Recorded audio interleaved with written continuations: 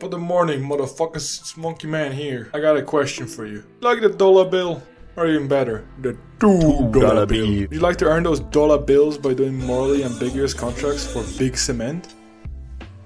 Maybe even Elon Musk? That's concrete, baby, because Dark Souls 6 Rubik's Cube is here. The brand new FromSoft game that's got the prepare to cries, the challenge guys, some guys on guys, the typical. The main feature of the game is toaster on toaster and toaster on knife violence, and some Bosnian prejudice.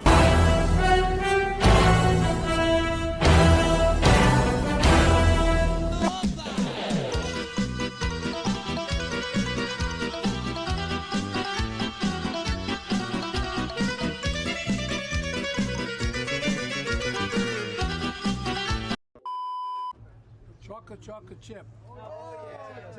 Big business. I'm gonna give you the whole load today. Starting off with Arena, because fuck chronological order. You face off against AI controlled mechs, similar to yours. Some of them might have the little privilege of being known from the story, but others are just complete pushovers.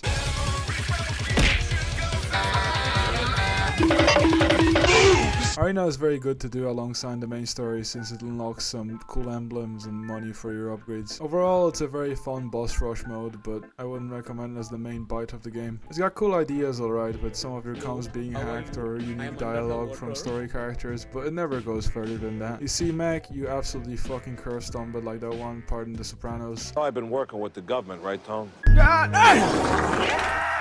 And never see it again. Very fun still. Now the money you get from it is where the fun starts. The aforementioned Bosnian Knight is one autistic build that I was able to come up with, but it doesn't take much to go on the subreddit and see absolute debauchery. From super fast melee machines to absolute Joe Swansons on tracks, you get the whole bunch. Possibilities are endless and the weapons can be pretty stupid, but that's what makes the game fun. The loadout that got me through most of the game was a melee based one. One shotgun, one pike or whatever the hell this thing is, and some missiles.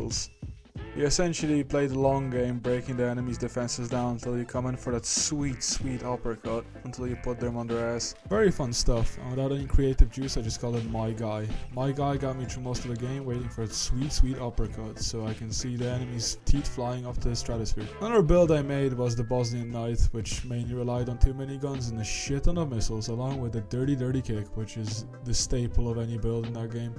The kick doesn't do much except for breaking the enemy's defenses and some damage, but when it lands, oh boy does it land. It is a beautiful weapon. You get arms, you get legs, you get chest pieces, you get heads. I know you don't get head for sure, but I'll skip that. Oh my god! Oh my god! Every time I read man. All of those probably have stats, I wouldn't know, I just went for aesthetics, but the weapons is what makes it special. Shoulder weapons are a kind of side piece. Missiles on your back might sound cool and all, but most things can dodge them, so you just use them to keep up the pressure. And your main weapons can either make or break the build. If you're going for melee, you better be good at melee, which is something you can't really control because the game sometimes decides you miss, but we don't go there. Boss, you killed a child. Amazing. Mission complete. That right there is why you're the best, boss. Moving on to story, which is the main bite of the game in my opinion. You do the same thing as Arena, which is just violating the Genevan Convention, which I don't think canonically exists in the universe, but now you also have grunts to kill. Grunts that you don't ever even notice, but you absolutely violate. Grunts that have feelings, I think. I don't give a shit. I'm a mercenary. I do this shit for money. I love it. In the story you see Balam and Arquebus, the main factions struggling for power over Rubicon. You also get some hippies in the background, but we don't talk about those. The story consists of helping out either of the factions or all of them at once. Seeing as you're a mercenary, it doesn't matter who you help, as long as the money is right. The space hippies are called the Liberation Front, but we don't really help them. Without spoiling too much, seeing as the story is actually somewhat compelling. You serve Walter. We love Walter. We believe in Walter. That and Michigan is also funny as fuck. Why am I at a hospital? You ain't from Michigan if you never done this before.